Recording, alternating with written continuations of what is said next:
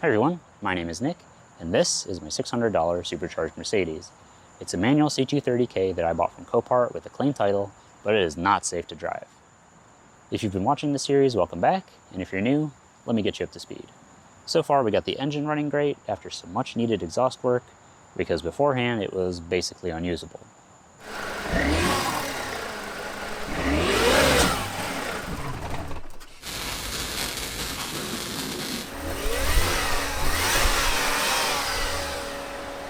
But now, it's time to see if we can make this safe to drive, so welcome to episode 3 of Classic or CLUNKER.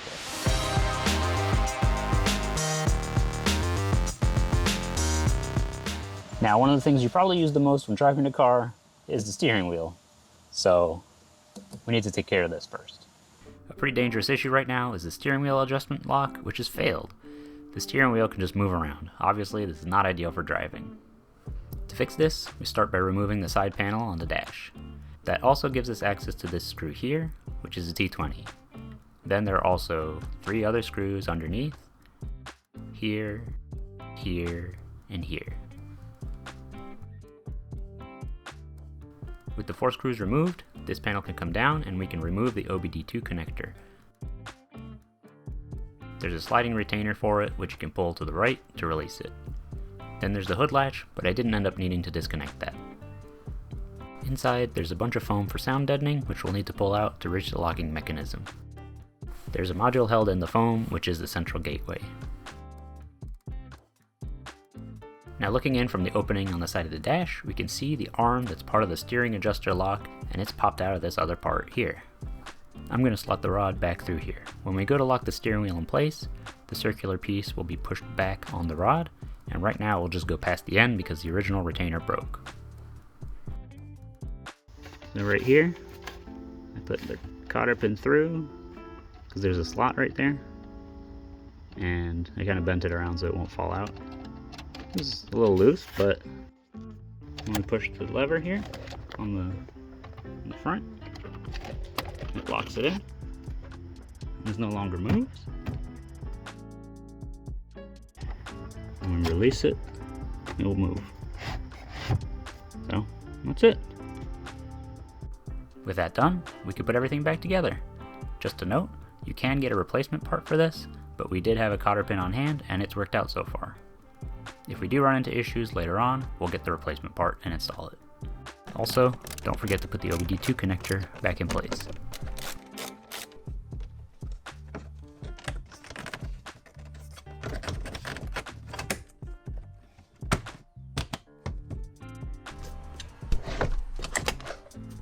Yep, that's it. Yep.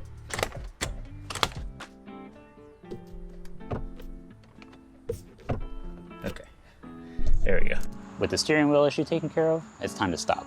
And I mean that in a literal sense, because the pads and rotors on this car are in really rough shape.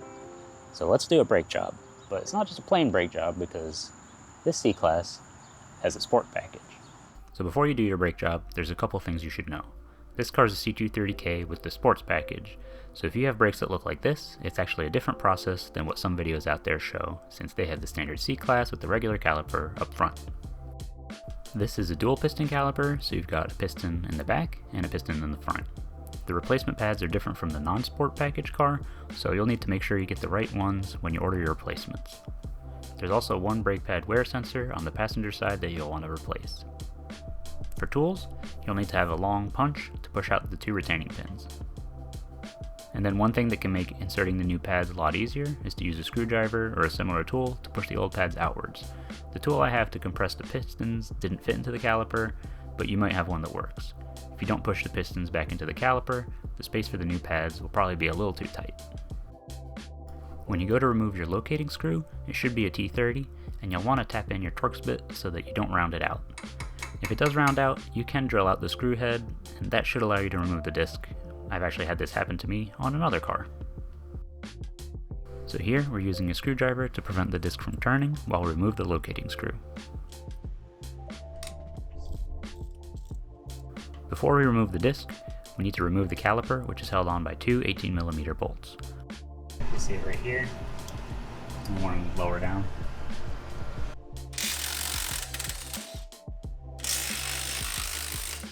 we hung the caliper off the suspension spring coil using 2 caliper hangers.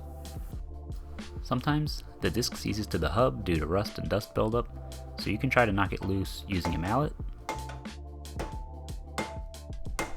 or a hammer, or a slide hammer, or an air hammer.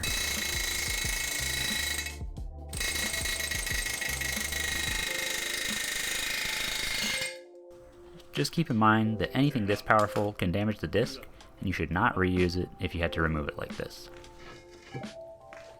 With the disc off, we can clean the hub using a wire brush and apply anti-seize so the new disc doesn't stick next time.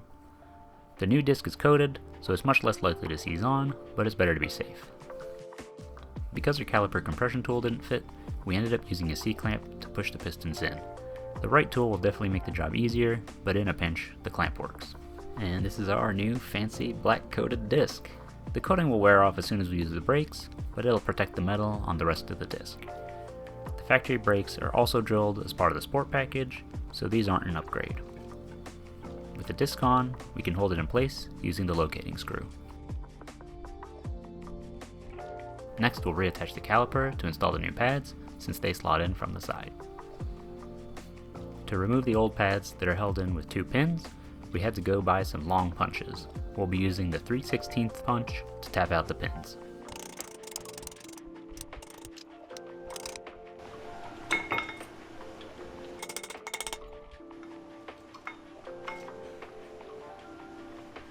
With the pins tapped out of the way of the pads, we're lubricating them to make reassembly easier and prevent binding in use.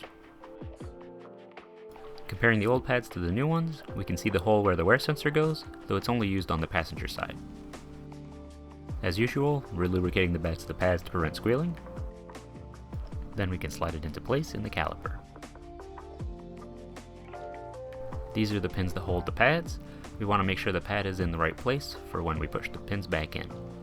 We'll do the same thing for the second pad, and then while we hold the retainer in place, we can start pushing the pins back in. If you need to tap them in, be really careful and make sure to keep the pin aligned. When the pins are flush with the caliper in the back, they're set. The last step is to torque the caliper bolts to 84 foot-pounds. Now that the pads and rotor are done, it's time to put the wheel back on, and I have here a set of wheel stud pilot pins, which is super useful for German cars, especially if you're buying a cheap German car like this, because it might not come with it. So when you buy a cheap German car, the previous owner or one of the previous owners before them may have kept their toolkit, which usually includes one of these or a smaller version. This is really useful for cars that come with lug bolts, and most German cars do. I mean, Mercedes, BMW, Audi, Volvo, not German, but European. And it's a big difference, because lining up your wheel when it can just spin freely on here is a lot harder, and it's a lot more tedious. So when you have one of these, you just thread it on, and that'll let you hang the wheel on. And this kit actually comes with 2, so you can line up your wheel on 2 of them, and then put in your 3 lug bolts. And that way it's aligned right away, and you don't have to struggle to hold it up.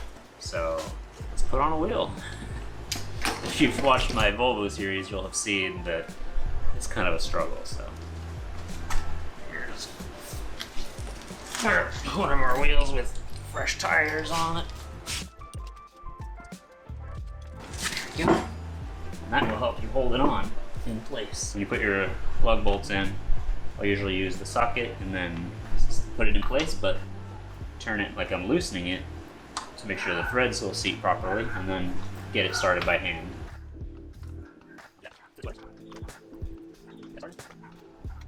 So you do not want to cross thread these and then have to deal with hub issues or problems getting your wheel off. Get that snugged up. So with your 3 lug bolts in, you unscrew these 2. Now you'll notice this wheel does need to be refinished, and that will be done in the future.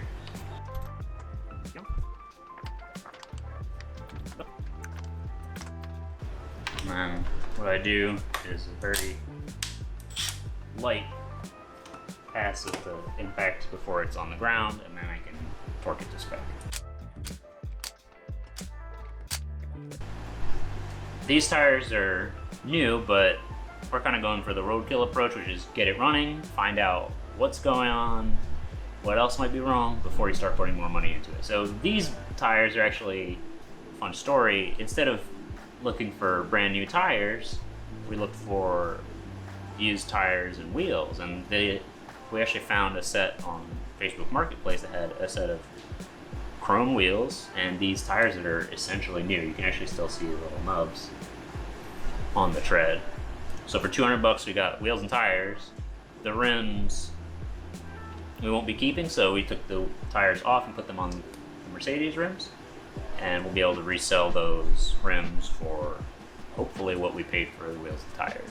To keep it on a good budget, mounting and balancing the wheels, we actually went to our little small tire shop, and they were able to dismount these tires off of the 4 rims, mount and balance on these rims, and actually dismount the 4 tires that were bad on these rims for 130 bucks, which is a great deal. If you're able to find a small shop like that, you know, try to build up a relationship with them. You'll be friendly. If you can afford it, leave them a tip. It's always appreciated, you know, especially if they're a small independent place. And you know, you give a little and hopefully they'll take good care of you. So now we're gonna find out if these Liao Lion Sports are any good. Just like up front, these rear brakes are specific to the Sport package with the dual piston caliper. Don't forget to back off your parking brake before removing the disc.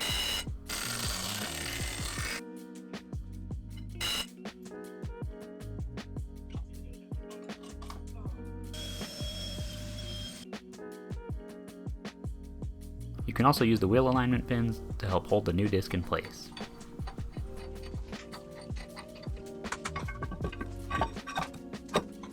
To replace the rear pads, it's very similar to the front, but with 1 pin instead of 2.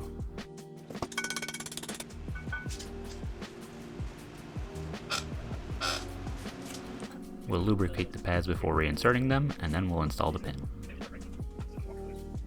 The last step is to torque the rear caliper to spec, which is 55 foot-pounds. And after doing the same thing on the other side, we're done with the brakes. And we're getting really close to finally driving this car, and there's only a few little things left to do before we can. I think we're on the right track to make this the modern classic it can be, but let me know in the comments what you think. Be sure to subscribe so you don't miss this getting back on the road, and leave a like if you enjoy watching me work on cheap European cars. Thanks for watching, and I'll see you next time.